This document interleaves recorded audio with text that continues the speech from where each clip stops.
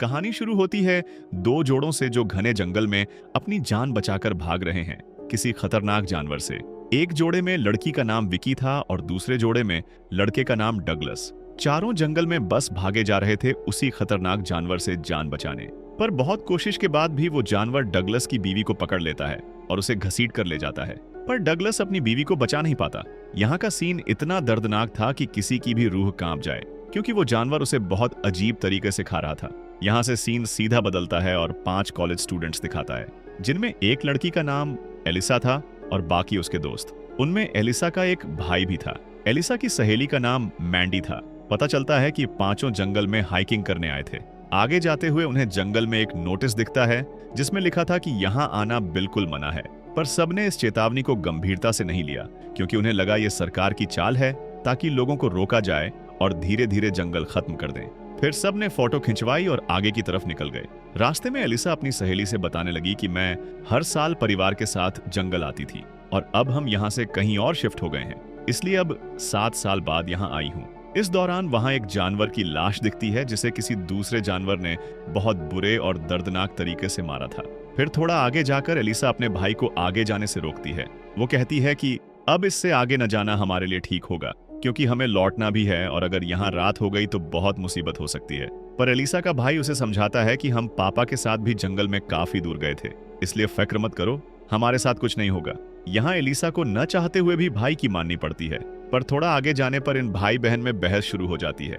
इस बहस से परेशान एलिसा की सहेली और आगे चली जाती है तो उसे वहां किसी का बैग पड़ा मिलता है। यहाँ एलिसा की बात भी सच्ची साबित हो जाती है, क्योंकि अब रात हो चुकी थी और ये लोग अभी भी जंगल में घूम रहे थे। देर होने की वजह से सब एलिसा के भाई पर बहुत गुस्सा दिखा रहे थे, क्योंकि वही था जिसने सबको जंगल में इतनी दूर ले आया था। फिर उन्हें वहां एक लड़की की लाश के टुकड़े मिलते हैं, जो कहानी की शुरुआत में उस अजीब दिखने वाले खतरनाक जानवर ने ले जाकर फाड़ कर खाई थी। वो डगलस की बीवी थी। जब सब डगलस की बीवी की लाश के टुकड़े देख रहे थे तो अचानक वहां किसी जानवर की आवाज सुनाई दी। आवाज इतनी खतरनाक थी कि इन लोगों की सांसें रुक गईं। सब डर गए, इसलिए वो फौरन अपनी गाड़ी की तरफ भागने लगे। पर इन लोगों के गाड़ी तक पहुंचने से पहले वही अजीब दिखने वाला जानवर उनके सामने आ जाता है, जो पहले इन लोगों को देख चुका था, और अब वो इनके पीछे दृढ़ता से पड़ जाता है। पर इनकी किस्मत अच्छी थी कि वो जानवर से बचते हुए एक जगह पहुंचते हैं और छुप जाते हैं। यहाँ इन लोगों को एक केबिन दिखता है।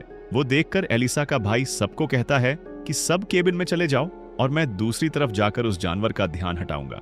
जब बाकी लोग केबिन में चले गए तो एलिसा का भाई वहां से निकलने ही वाला था। अचानक वो जानवर उसके सामने आ जाता है और हमला करके एलिसा के भाई को मार देता है।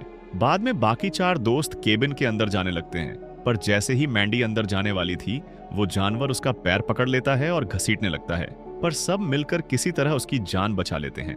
जैसे ही वो केबिन में घुसते हैं तो 3 बचे हुए लोग मिलते हैं। वो डगलस, विकी और उसकी बीवी, जो फिल्म की शुरुआत में दिखाए गए थे। ये तीनों मिलकर पूरा केबिन बंद कर रखे थे ताकि जानवर से बच सकें। फिर विकी एलिसा को अपनी बात बताने लगती है कि असल में हम चारों बिजनेस ट्रिप पर जा रहे थे, फिर गाड़ी खराब होने की वजह से इसी जंगल में फंस गए और उस जानवर ने हमारे दोस्त को मार डाला। फिर एलिसा की सहेली कहती है कि मैंने सबके मम्मी पापा को फोन किया, पुलिस को भी बताया और लोकेशन भी दी, इसलिए जल्दी कोई ना कोई मदद के लिए आएगा। फिर डगलस कहने लगता है कि ऐसा कभी नहीं होगा, कोई मदद के लिए नहीं आएगा, और अगर इस केबिन से बाहर निकले तो जानवर हमें खा जाएगा। डगलस की बातें सुनकर सब इतना डर जाते हैं कि केबिन के दरवाजे, खिड़कियां और अच्छे से बंद कर देते हैं ताकि जानवर अंदर ना सके। यहाँ एलिसा बहुत उदास हो गई, क्योंकि उसे डर लगने लगा कि वो जानवर कहीं छुपा बैठा है और चाहता है कि सब इसी जगह फंसे रहें। उसे ऐसे देख एलिसा की सहेली समझाती है कि वो बस एक जानवर है, हमें इससे भागना है और यहाँ से निकलना है। हमें ये जानने की जरूरत नहीं कि वो क्या है, क्यों है और आखिर चाहता क्या है, इससे हमें कुछ लेना देना नहीं। जब ये दोनों इस बारे में बात कर रही थीं, तो वो जानवर वहां आ जाता है और केबिन में घुसने की तेज कोशिश करने लगता है। वो इतना पागल हो गया था कि किसी को पकड़ता तो कच्चा खा जाता। ये देख सब उस खिड़की को बंद करने लगते हैं जहां से जानवर आने की कोशिश कर रहा था। फिर वो जानवर केबिन के चारों तरफ घूमने लगता है। अब वो जानवर इतना चालाक था कि बहुत धूर्तता से एक खिड़की से अंदर घुस आता है। यहाँ उसे देखते ही सब में अफरा तफरी मच जाती है और वो उसे रोकने की कोशिश करते हैं, पर रोकते वक्त विकी के शौहर को चोट लग जाती है, इसलिए मैंडी और एलिसा भी वहां मदद को आती हैं और ड्रेसर उठाने लगती हैं ताकि उससे जानवर को रोका जाए। अब वो ड्रेसर बहुत भारी था, इसलिए दोनों उसे उठा नहीं पाती। एलिसा की सहेली पेपर स्प्रे लाती है और जानवर पर छिड़क देती है। इस आवाज सुन डगलस भी वहां आता है। सबकी मेहनत से ठीक वक्त पर ड्रेसर से खिड़की बंद कर देते हैं। यहाँ विकी का शौहर डगलस को शुक्रिया कहता है मदद के लिए। यहाँ डगलस कहने लगता है कि बाकी दरवाजे खिड़कियां बंद करने को और ड्रेसर नहीं है, न वक्त है, इसलिए हमें यहाँ से जल्दी निकलना पड़ेगा। उसी रात सब लोग साथ बैठे हैं। एलिसा की सहेली कहती है कि पुलिस शायद आने वाली है, जिस पर डगलस हंसकर कहता है कि हम यहाँ ज्यादा देर जिंदा नहीं रह पाएंगे। कोई मदद के लिए नहीं आएगा क्योंकि सब जानते हैं कि यहाँ क्या घूम रहा है। वो जानवर हमें चारों तरफ से घेर चुका है, इसलिए हमें खुद यहाँ से निकलकर मदद ढूंढनी पड़ेगी। उसकी बात सुन विकी का शौहर मना करता है कि नहीं, अब कोई बाहर नहीं जाएगा, जिस पर एलिसा की सबसे अच्छी सहेली कहती है कि मैं जाऊंगी, मदद लाऊंगी और जल्दी लौटूंगी। उसकी बात सुन एलिसा उसे दूसरे कमरे ले जाती है और समझाने लगती है कि बाहर मत जाना। वो जवाब देता है कि अगर मैं मदद लाने नहीं गया तो किसी की जान बचने की उम्मीद बहुत कम है, इसलिए एलिसा को न चाहते हुए भी सहेली की बात माननी पड़ती है। और अब सब प्लान बनाते हैं कि विकी का शौहर जानवर का ध्यान हटाएगा। उसी वक्त एलिसा की सहेली केबिन से निकलकर हाईवे की तरफ तेज दौड़ेगी।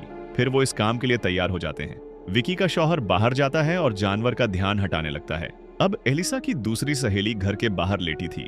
वो दूरबीन से जानवर देखती है और वॉकी टॉकी से विकी के शौहर को बताती है कि जानवर तेरे बहुत करीब आ गया है। फिर मौका देख एलिसा की सबसे अच्छी सहेली केबिन से काफी दूर दौड़ जाती है। इसके बाद एलिसा की सहेली विकी के शौहर से कहती है कि अब वो जानवर मुझे कहीं दिख नहीं रहा, मतलब अब वो वहां से भाग गया है। फिर अचानक वॉकी टॉकी पर एलिसा की सबसे अच्छी सहेली की चीखें सुनाई देती हैं। यहाँ पता चलता है कि वो जानवर अब एलिसा की सबसे अच्छी सहेली के पीछे पड़ गया है। इसलिए एलिसा की सहेली और विकी का शौहर फौरन केबिन में आने की कोशिश करते हैं, पर डगलस दरवाजा रोक लेता है और अंदर नहीं आने देता। ये देख विकी दरवाजा खोलने की कोशिश करती है, पर डगलस उसे रोकने लगता है। इसलिए एलिसा वॉकी टॉकी पर दोनों से कहती है कि किचन का दरवाजा खुला है, वहां से आ जाओ। इसलिए एलिसा की सहेली और विकी का शौहर किचन के दरवाजे से केबिन में घुस जाते हैं। विकी का शौहर अब बहुत गुस्सा था, इसलिए अंदर आते ही डगलस को पीटने लगता है। डगलस बेहोश हो जाता है। होश में आता है तो खुद को बंधा पाता है, क्योंकि अब सब डगलस पर यकीन नहीं करते थे। यही वजह थी कि उसे बांध दिया था।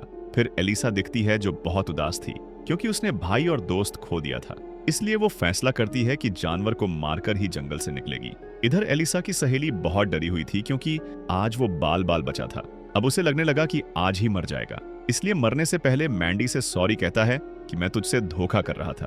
ये सुन मैंडी बहुत गुस्सा हो जाती है, उस पर भड़कने लगती है कि तभी वॉकी टॉकी बजने लगती है। ये देख सबको लगता है कि शायद एलिसा की सहेली की तरफ से सिग्नल है, पर फिर वॉकी टॉकी की आवाजें सुनाई देती हैं। फिर पता चलता है कि आवाज केबिन के बेसमेंट से आ रही है। इसलिए एलिसा बिना सोचे बेसमेंट जाने का फैसला करती है और बाकी उसके पीछे जाते हैं। पर जाने से पहले विकी का शौहर उसे ऊपर रोक लेता है, तनाव में कि कहीं जानवर उसकी बीवी को न मार दे। बेसमेंट में उन्हें एलिसा की सबसे अच्छी सहेली मिलती है, जो बहुत जख्मी हो चुका था। सब उसे उठाने की कोशिश करने लगते हैं, पर तभी वो जानवर वहां आ जाता है। ये देख विकी का शौहर जानवर को रोकने में लग जाता है। फिर सब एलिसा की सहेली को लेकर ऊपर आ जाते हैं, पर नीचे बेसमेंट में विकी का शौहर अकेला जानवर रोक रहा था, इसलिए वो उसके सामने टिक नहीं पाता, मतलब जानवर उसे भी मार देता है। फिर एलिसा की सबसे अच्छी सहेली की हालत बहुत खराब हो जाती है। उसकी हालत देख डगलस कहने लगता है कि वो कभी भी मर सकता है, पर शायद इसी वजह से हमारी जान बच सकती है। डगलस का आइडिया था कि एलिसा की सहेली को जानवर का ध्यान हटाने के लिए इस्तेमाल करें, ताकि सब जंगल से भाग जाए। पर एलिसा बिल्कुल मानने को तैयार नहीं, बल्कि डगलस को डांटकर दूसरा प्लान बनाती है कि जानवर को यहां लाकर फंसाएंगे और बेसमेंट में मिले फ्यूल से जलाकर मार देंगे। एलिसा का प्लान सुन डगलस भी तैयार हो जाता है। कहता है कि अब तक ये आइडिया मेरे दिमाग में क्यों नहीं आया। यहाँ सबसे अजीब बात देखने वाली ये है कि जैसे ही डगलस आजाद होता है, वो एलिसा की सबसे अच्छी सहेली को पीट पीट कर मार देता है। उसके इस काम से सब बहुत घबरा जाते हैं, पर कुछ कहने से पहले वो जानवर खिड़की तोड़कर अंदर घुस आता है और डगलस को बहुत दर्दनाक तरीके से मार देता है। जानवर उसे इतना बुरी तरह खा रहा था कि वहां खड़ी लड़कियां हैरान रह गईं। जब जानवर डगलस खाने में लगा था, तभी मौका देख तीनों बेसमेंट में गए और फ्यूल लाए। फिर फ्यूल से वहां आग लगा दी, जिससे जानवर जलकर मर गया। फिर सब अंडरग्राउंड रास्ते से आगे बढ़ने लगते हैं। रास्ते में विकी अपने शौहर की लाश देखती है। ये देख वो वहीं रुककर रोने लगती है, पर तभी वो जानवर एलिसा की दूसरी सहेली को घसीट कर ले जाता है। यहाँ पता चलता है कि एक नहीं कई ऐसे जानवर थे। उन्होंने एक को जलाकर मारा था, पर दूसरा अभी जिंदा है। फिर मैंडी विकी को लेकर वहां से भागने लगती है, पर भागते वक्त वो जानवर विकी को भी मार देता है। अब बचे हुए में सिर्फ मैंडी और एलिसा थीं जो जान बचाकर भाग रही थीं। दोनों घबराकर वहां से भागने लगती है, पर जल्दी वो जानवर एलिसा को पकड़ लेता है और उसे भी मार देता है। इधर मैंडी किसी तरह बचकर वहां से भागने लगती है। थोड़ा आगे जाकर वो अपने बदन पर कीचड़ लगाती है ताकि जानवर सूंघ कर न आए। बाद में आखिर मैंडी गाड़ी के पास पहुंचती है, पर जैसे ही गाड़ी स्टार्ट करने वाली थी वो जानवर वहां आ जाता है और हमला कर देता है। पर मैंडी किसी तरह उसे गाड़ी के पहिए से कुचल देती है, फिर तेजी से जंगल से बाहर निकल जाती है। पर उस कुचली लाश के पास दूसरा जानवर दिखता है। मतलब जंगल में सिर्फ 2 नहीं, कई ऐसे जानवर थे जिनकी गिनती मुमकिन नहीं थी। यही दिखाकर ये कहानी, ये फिल्म यहाँ खत्म हो जाती है।